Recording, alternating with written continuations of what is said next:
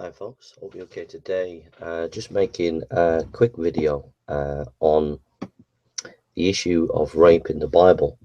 Quite a lot of skeptics will say that the Bible is immoral and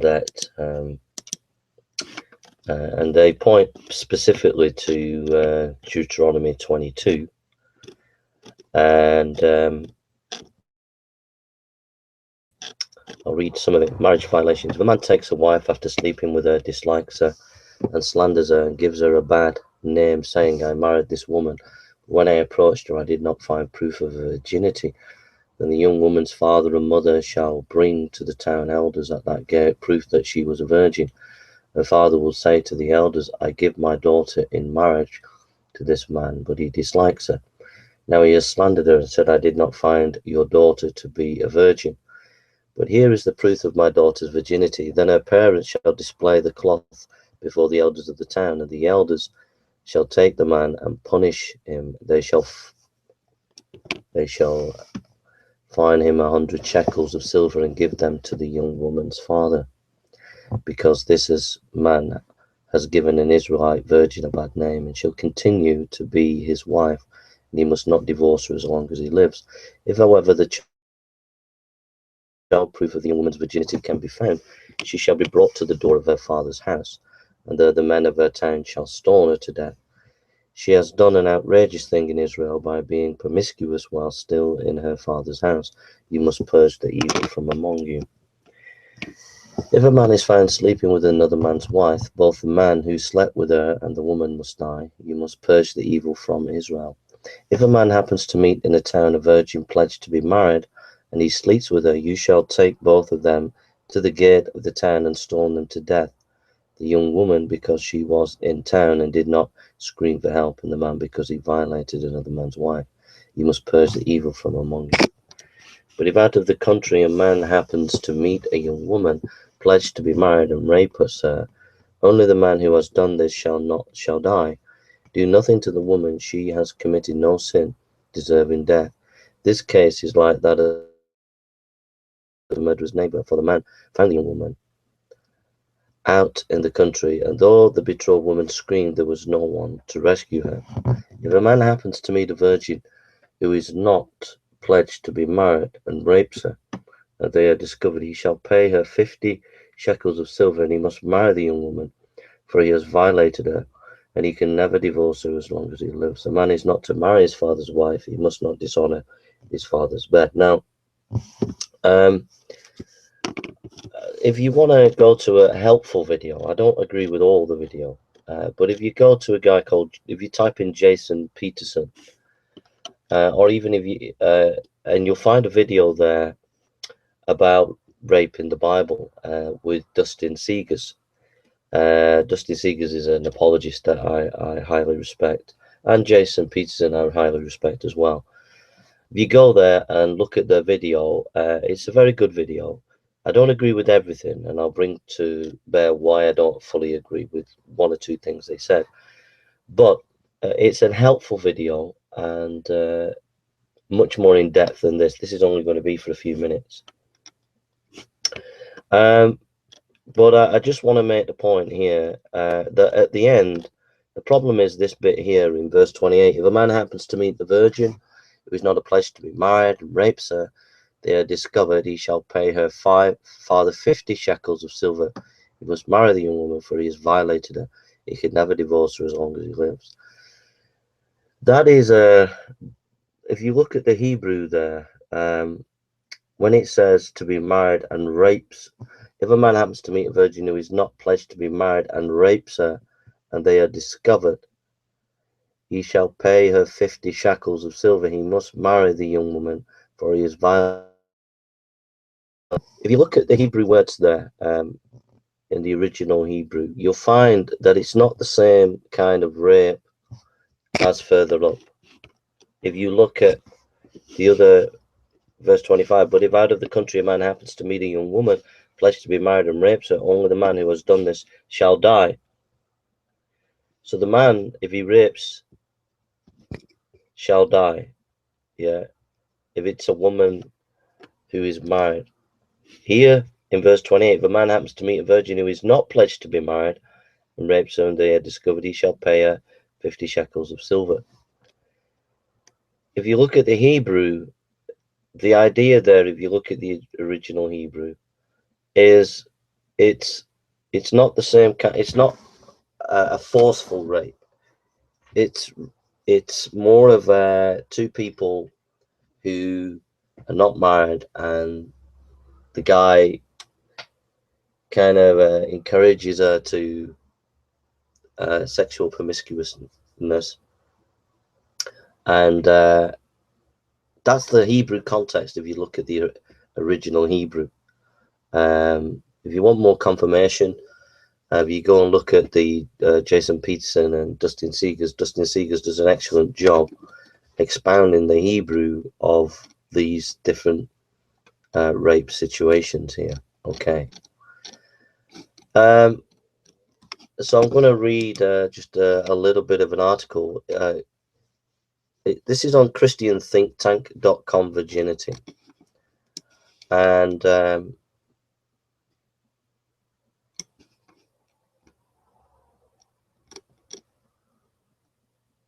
he goes this, after studying in depth, and I mean in depth, the context of these kind of passages, this is what the Christian think tank says.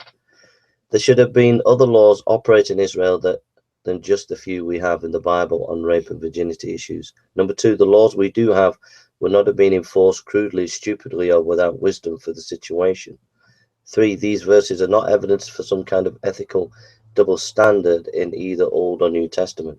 Four, orderly property succession is a survival issue for sedentary communities. Five, in the ancient Near East, orderly property succession for families with a wealth of property was generally a critical matter of proven paternity of the heir. Six, female virginity and faithfulness in marriage was the only way to ensure proven paternity and was thus critical to community orderliness and survival. Seven, community legal codes created strong over penalties of capital and very expensive nature to force community behavior in supporting the needed order and values. Action that compromised these values, such as rape of a virgin, rape, seduction of a wife, were dealt with severely. 9, the law codes also sought to protect the victims of violation, since the crime greatly reduced their ability to help the community in this way and greatly restricted their own individual future options for stability. 10, some needs for heirs were met via allowable on an exception basis polygamy, but most were met by adoption of heirs into family. 11, thus the law code's treatment of rape, virginity in ancient Near East reflect more the socio-economic survival needs of the community, a high moral issue, of course, than the more general ethical and moral aspects of the crimes. The ethical and moral aspects of the crime might not be visible in the code at all. 12, the big biblical verses we look at seem to reflect more the socio-economic importance of virginity rape than the broader ethical moral issues dealt with the more moral instructions, and was similar to A&E codes in this regard. 13, the biblical cases also show a concrete concern for financial security of the woman, either violated or slandered, and implement specific protections for her. F.D. Mohar guaranteed lifetime financial support. So he goes on, in these cases, I think it is clear that these verses on virginity are not primarily about ethics or morality, but rather practical matters of ensuring orderly continuity, a succession of citizenship and protection of inter-community boundaries, as can be seen through the biblical and A&E. By the way, data matters of regular ethics get assigned more matching punishments. Matters of community survival get assigned capital punishment. For the groom's family, it is a way to ensure orderly succession of continuity of care for the extended family. For the bride's family, it is a way to ensure the best possible future for the daughter. Virginity was more than simply a case of sexual with additional socio-economic impact, and this impact, common throughout the A&E, seems to be the subject dynamic of Old Testament verses. So I'd leave it there. The article is christianthinktank.com-virginity-html. So you can go and have a look at it. It's very in-depth, May 19th, 2001. So I'm just going to say a little bit here and then wrap it up. basically you've got to look at these texts in the historical context, and they are kind of case studies in law, as it were. Um, so that's really important. You've got to understand the context of the societies. The societies didn't have national health. They didn't have financial protection and help for, etc. So these safeguards again um, were provided for a rape victim, that i.e. that the rapist married the rape victim, which to us just doesn't make sense, but in an ancient Near Eastern context it would make perfect sense, because for them the main issue would be the family's honor, the family's financial protection, and the individual female's financial protection. But having said that, the Hebrew of that last passage, last few verses, is more softer. It's not the kind of same rape as you go further up the scale within that chapter. The other thing I want to say, so basically, if you just look at the ancient Near Eastern context, it basically you understand that context, and it explains a lot of some of these passages that skeptics will use.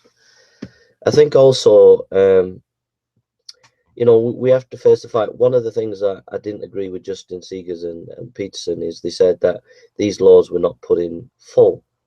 They were only there as an extreme case, and I think it's clear when you read the passage here about, for example, if a rapist rapes, they will be killed. I don't think there's any problem there.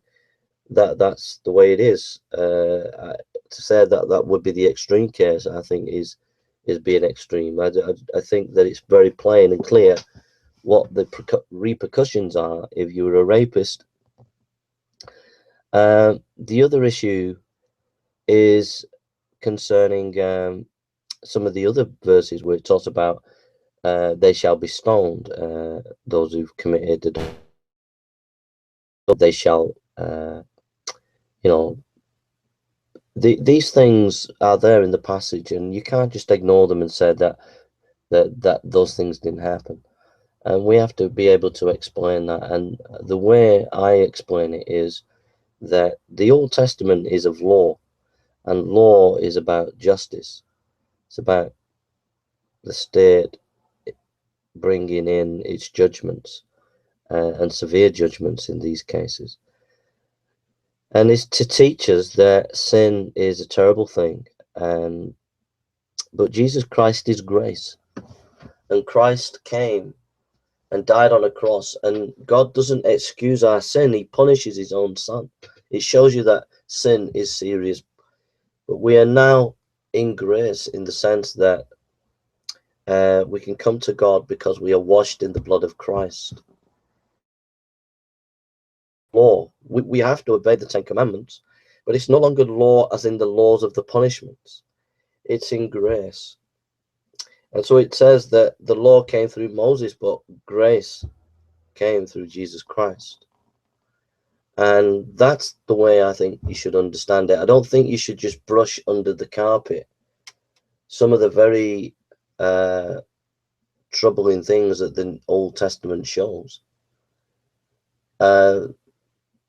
They're there to make us think. They're there to help us to really reflect.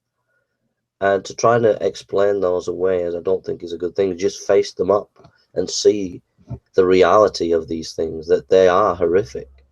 And that's God trying to teach us the horrificness of sin. And it was dealt with at the cross. So this is just a little soiree. I would really encourage you to go and read the article tank.com, Virginity. Excellent article, gives you wonderful resources and thinking on ancient Near Eastern religion and this issue of rape. And then go and have a look at Dustin Seegers and Jason Peterson's video. You can also find it on G-Man's channel. And that will give you some helpful bearing on the Hebrew and the ancient Near Eastern background.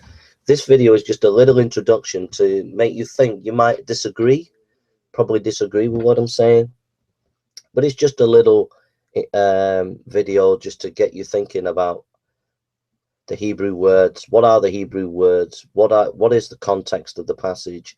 How does this fit in the ancient Near East? Is this case law?